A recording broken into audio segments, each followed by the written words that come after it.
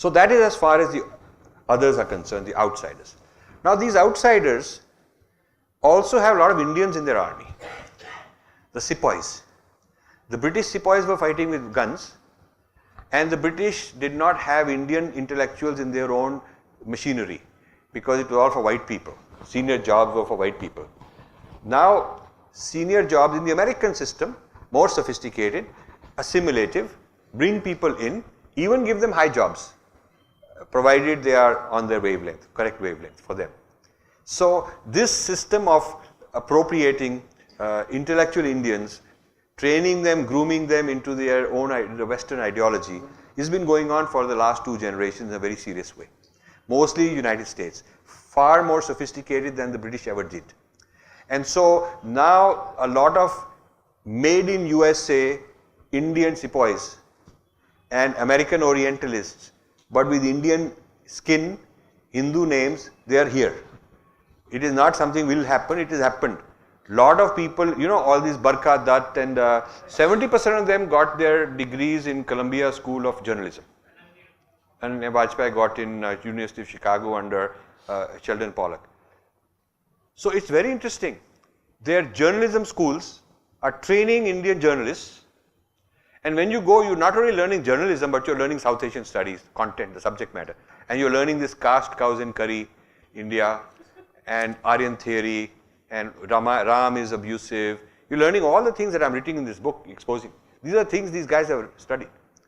And then those who are studying Indology, Sanskrit studies, South Asian studies, they are the ones brought here in history departments, political science departments, anthropology departments, social sciences departments. These social sciences and humanities departments are basically teaching Western Siddhanta.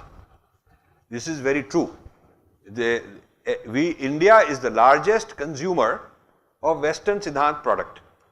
China preaches Chinese Siddhanta. Japanese got their own Siddhanta. Arabs got their own Siddhanta, which is Islam. Persians got their own ideology. They understand others, but enough to do Purv Paksha about them, but not sold out to them. But in India, to be an elite means you've got your papers published in a Western journal about India.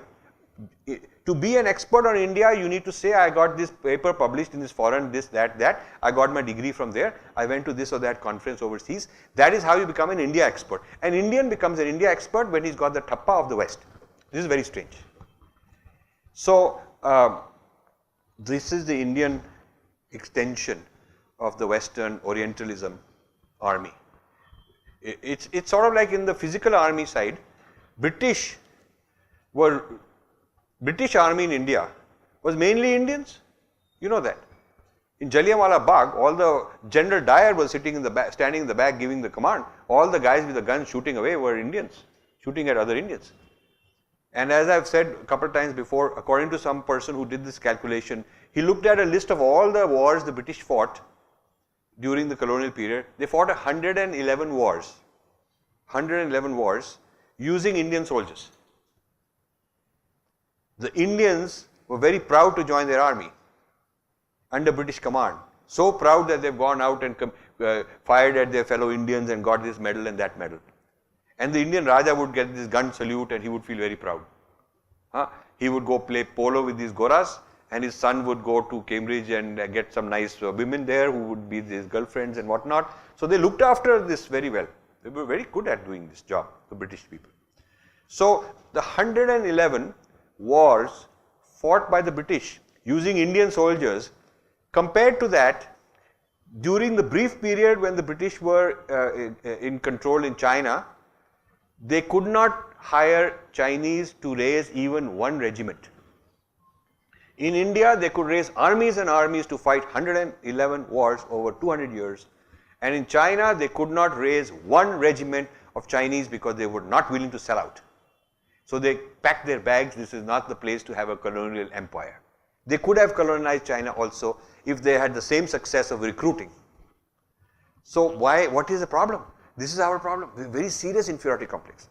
So you see, today, the equivalent of this Sepoy, the equivalent of these 111 wars is the intellectual battle going on.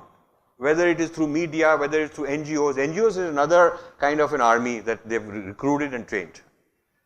So I'll tell you, IAS officers.